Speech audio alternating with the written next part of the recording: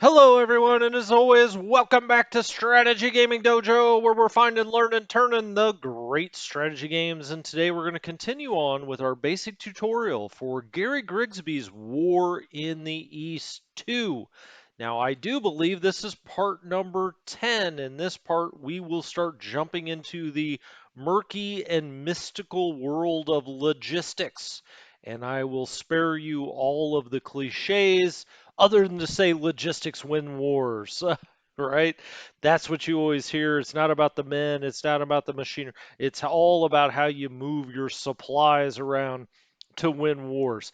And so we're going to get into this. Now, I will say, like many, many things in this game, it's, a very complicated topic in some ways, but it's actually not. It's actually not that complicated.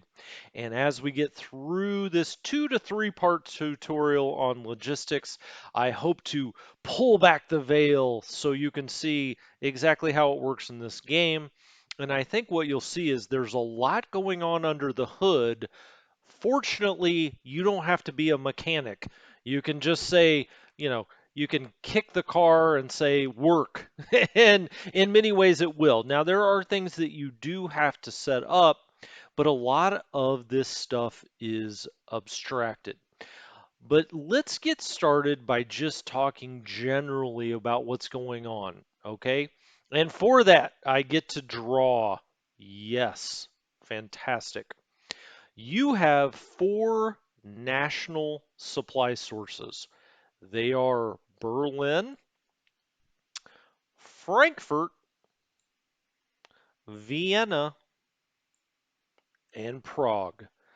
Those are the 4 NSSs, National Supply Sources.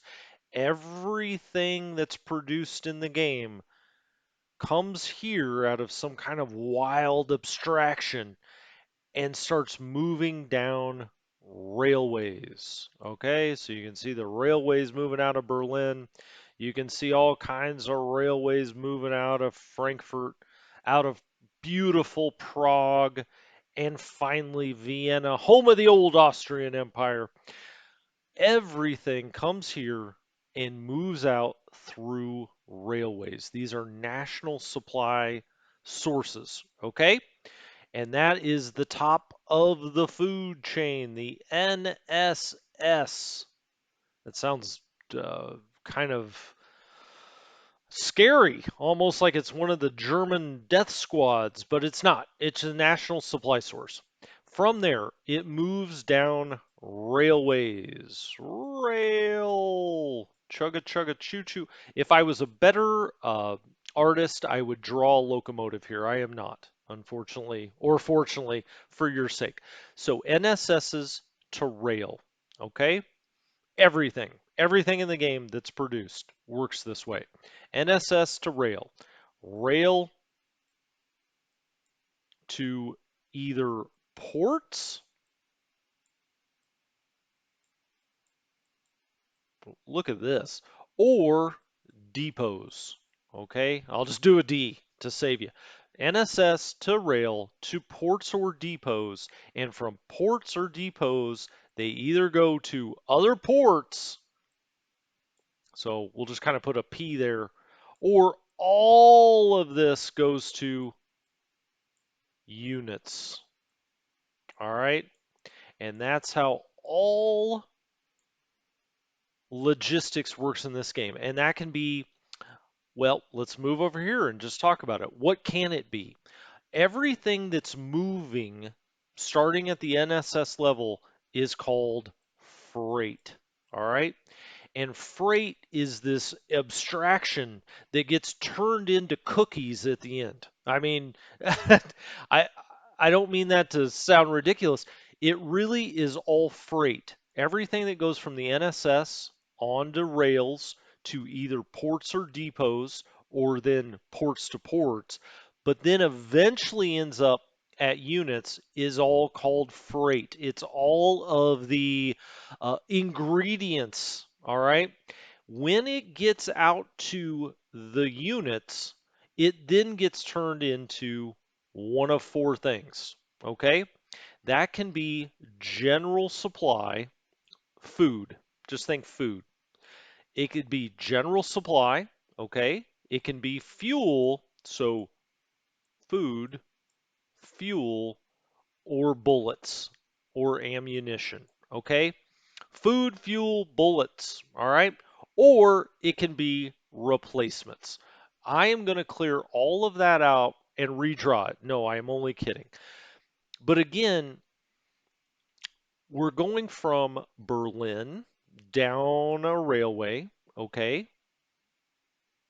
I'll just make an arrow. I won't even draw. It starts in Berlin or Frankfurt or Vienna or Prague, one of those four places.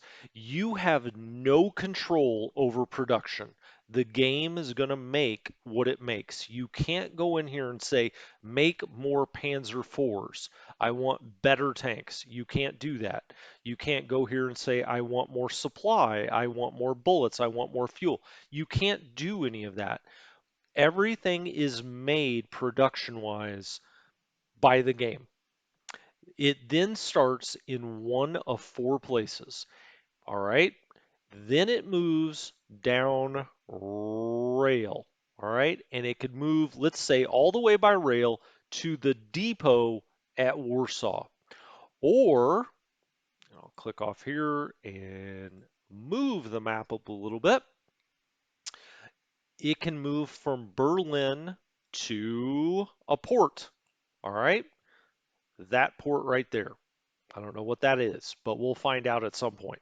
So either to a port or to a depot by rail. All of this happens by rail, and you have to have contiguous rail to that depot or port. Now, back in your territory, that's always going to be fine because all of this rail is controlled by you. It is all repaired. It is all fine. As we get down to Soviet territory, that may be a little different, and we'll talk about it when it gets there. Okay, when it gets to a port, that port is either an exporting port or an importing port.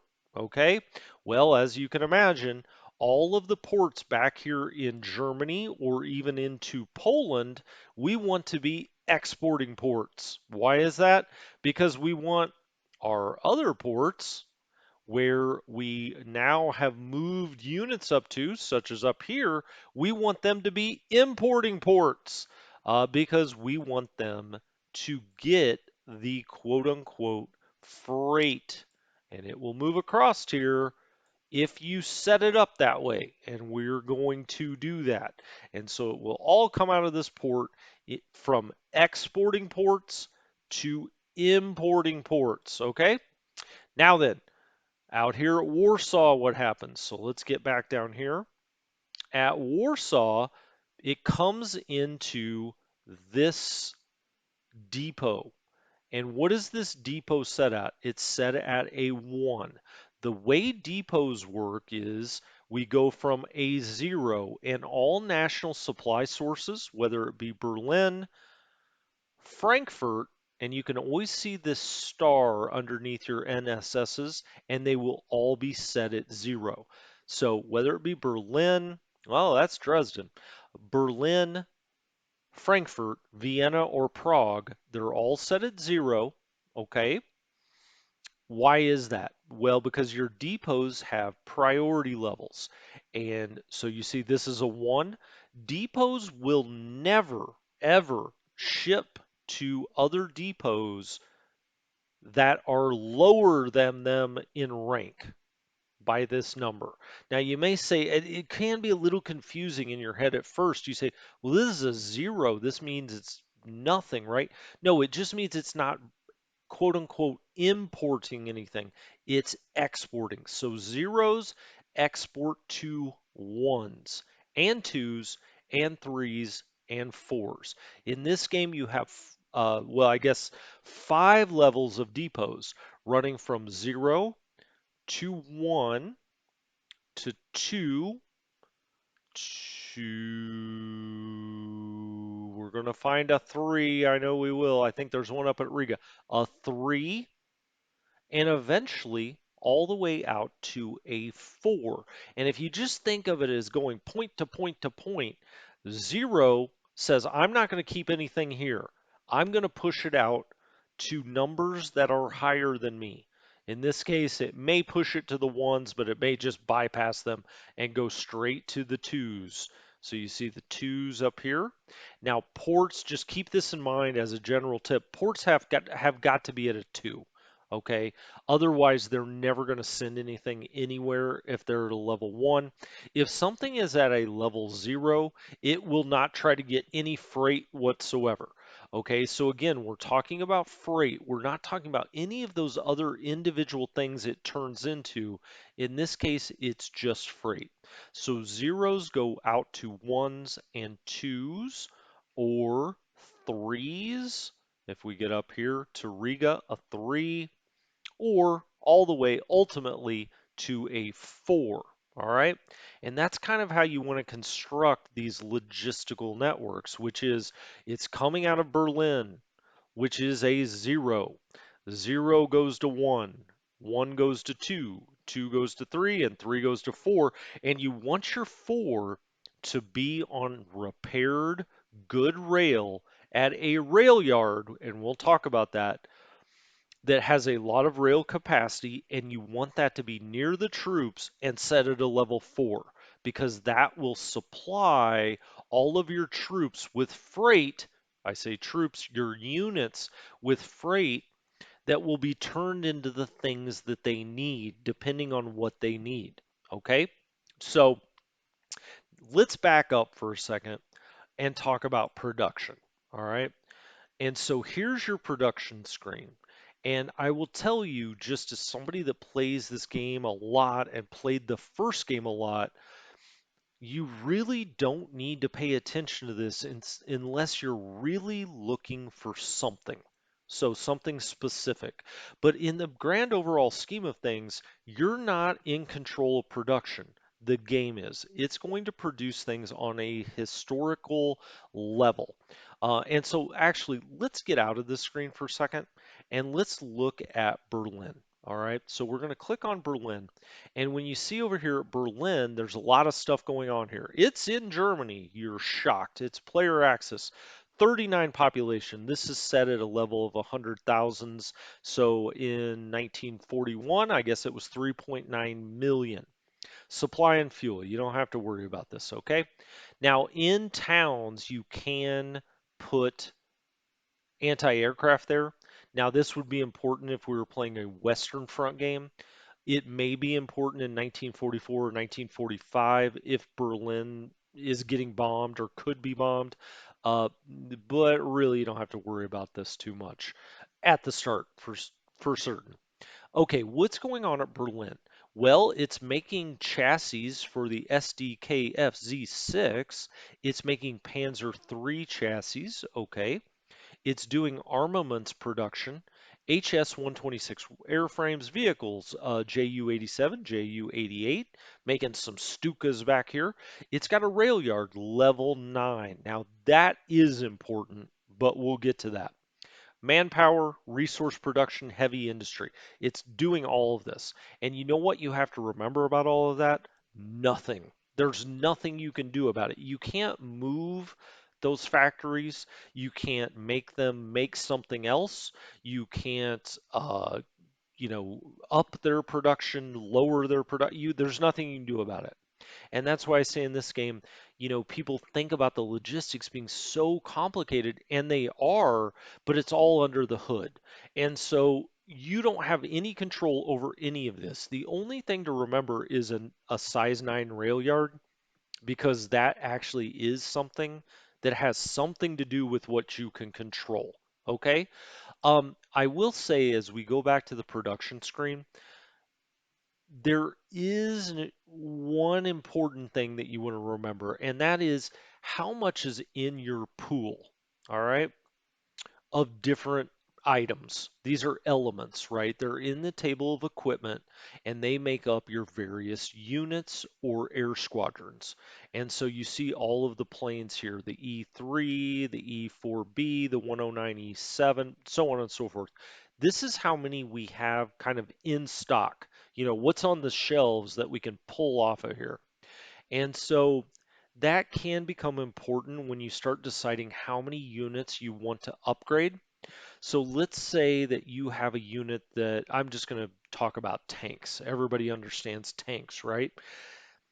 Let's say that you have a Panzer division that has a lot of Panzer IIs. Panzer IIs are the worst tanks that the Germans field. They're not very strong. They don't have good armor. They're not good on the attack. They're not good on the defense. And so you really like Panzer IIIs and Panzer IVs. And so you may say, well, gosh, I've got this division with all these Panzer IIs. What am I going to do? Well, you may set it to refit mode, and we'll get into this and have it looking to upgrade. And if you go down to where there are the Panzers here in the pool, and I probably should have thought about where they are. There we go, they're ground. These are all the aircraft up here. So if you're looking at production, first of all, it tells you what German, all of the Axis and the Axis allies are producing, how much they've built, how much is in the pool. This is a big general number. It doesn't really tell you anything, as are all of these, really. I mean, they don't give you useful information to play the game. What will be useful is you get down here in air and you can start to see various upgrade paths or upgrades to your aircraft, and you can say, oh, okay, we've got a lot of these Ju-87BRs. I think those are the Stukas, as a matter of fact. We've got 70 of them in the pool.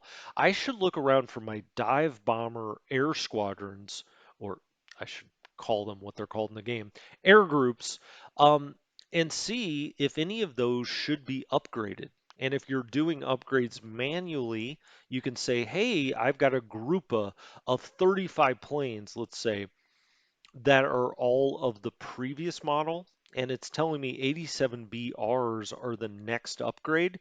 I think I have enough to upgrade those, okay? And so it starts with aircraft, German, right? All the German aircraft, Finnish aircraft, Italian aircraft. It goes down here, Romanian, Hungarian, Slovakian. Then you get down into the ground. Okay, so back to the example I was talking about. Let's say you've got these Panzer II-Cs, all right? This asterisk means they are no longer produced. They're out of production. We've moved beyond the Panzer II-C. So asterisk means they've stopped production on these. And did I say asterisk? I meant pound sign. I'm sorry. Double asterisk means they're not yet in production. They're going to come in the future. So let's click on Flammenpanzer 2. It is a fire-breathing tank. If you look down here, it shoots fire out of there. It's a terrifying weapon that advanced primates have developed. It really, I mean, they're terrible what they do to people. But if we look over here, and he will find it. There it is. Upgrade to Flammenpanzer 3 in October of 43. Okay, great. Um, First year, 1941. First month, August, right? We're not into August yet. I have booted up the game that I'm playing right now in the Let's Play. We're only in July. And so when it has asterisks like this thing is not yet in production. Um, Pound sign, it's already out of production. And then if it has nothing, this is what we're producing right now. Okay, so anyway, back to my example again. Panzer II-Cs are no longer being developed. So if we have Panzer divisions, or developed, produced, I mean, so if we have Panzer divisions that are losing a lot of these Panzer II-Cs, if we put them in refit mode to start getting reinforced at a priority level, they may very well start pulling down Panzer IIIFs if we have enough of them in the pool. Now, in this case, they may pull Panzer IIIJs, and that will all be based on their model table of equipment.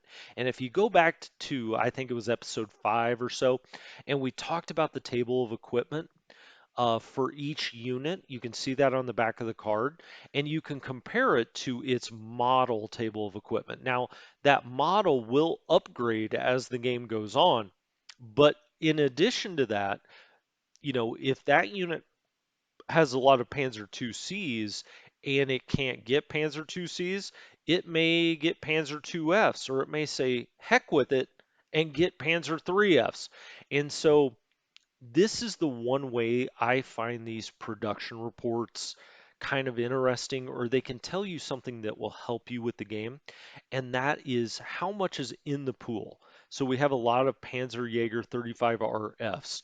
Okay, I mean, I don't really know what that means, but I do know if I go out to an anti-tank unit or a support unit, or if I go out to just an infantry unit and I look at it, and they have Panzerjäger 35REs, that we could potentially put that into refit mode and they'll upgrade because the game does that automatically. But when it comes to this production screen, very little of any of this information means anything to you for actually playing the game. It's interesting. I find it fascinating. It's all happening behind the scenes, but helping you do better in the game. There's not a whole lot. Just look at things that are in the pool. You may want to say, hey, when are things like no longer being produced? When are they going to be, they're coming up, Flammenpanzer 2s, so on and so forth. And you can look down here and, with the aircraft where you can upgrade those manually, it could have a bigger effect because you can look at something in the pool, and if you see that the next upgrade is the HE-111 H6, and you say, hey, I've got 61 of those sitting around back in Berlin or Frankfurt, I can pull those down to this unit and upgrade it. Maybe you want to do that, and so that could be useful information. Also on here, you'll see how many that you have lost as time goes on. And so sometimes you can look here and say, hey, why are we losing so many 109 F2s? Now, I know that those are fighter aircraft. Here's the airframe. Here's everywhere that they're built. Uh, it doesn't matter. You can't change this, right?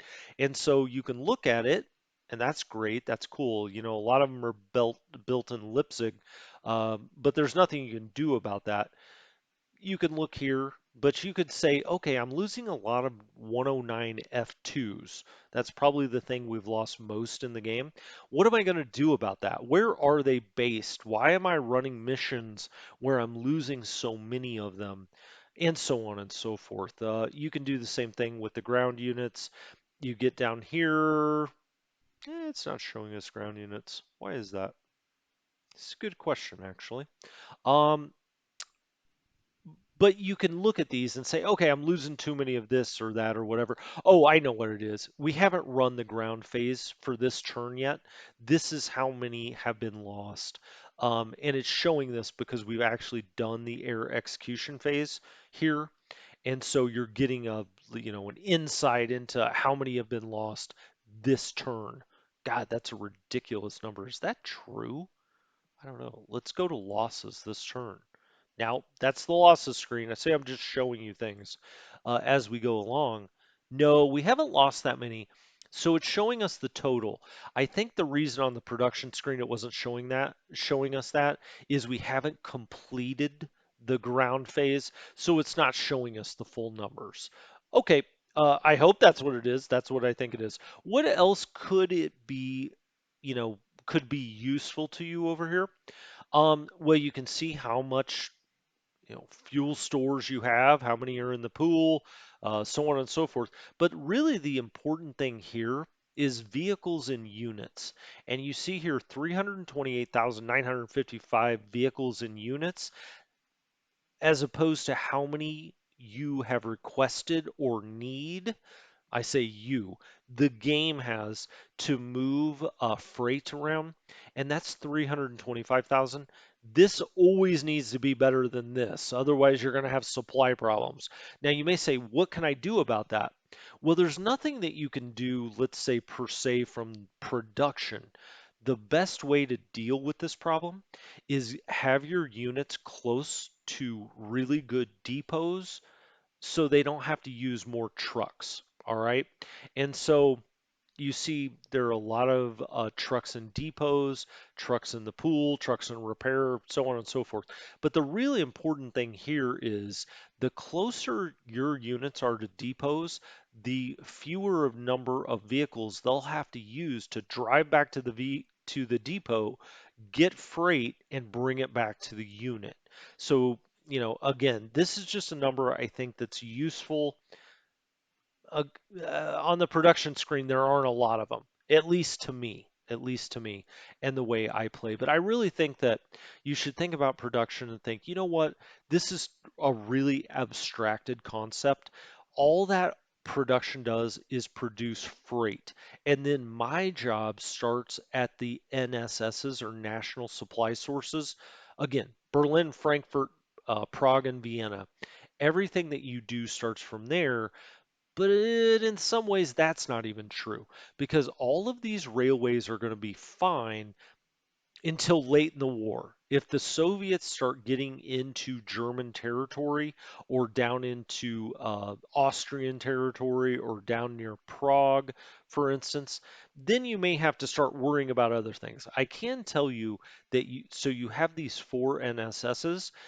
If the rail link between them ever gets broken, so if the rail link between Berlin and Vienna gets broken, Vienna will no longer be considered a national supply source.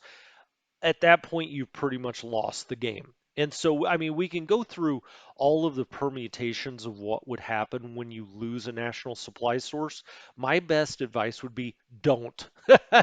You may say, okay, buddy, easy enough, right? But no, really, once you lose Vienna and Prague, unless you're just playing a game against the clock to win by victory points and you hope the Soviets stop like right here and you have three more victory points than they do, unless you're playing that game, then we can go through all those permutations. But ultimately, hold on to Berlin, Prague, Vienna, and Frankfurt. If they get all the way to Frankfurt, just reboot. You've lost. But anyway, the point being is those are your big four places where all of freight comes to, and then freight is automatically going to move back behind your lines. And the first thing that you really have to worry about are your ports. Okay.